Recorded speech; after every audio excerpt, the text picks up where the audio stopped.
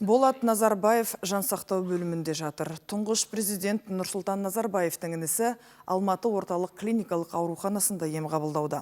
Бұл ақпаратты медициналық мекеменің өкілдері растап отыр. Дәрігерлер науқастың жағдайына қатысты өзге мәлімет жариялауға жатпайтынын жеткізді.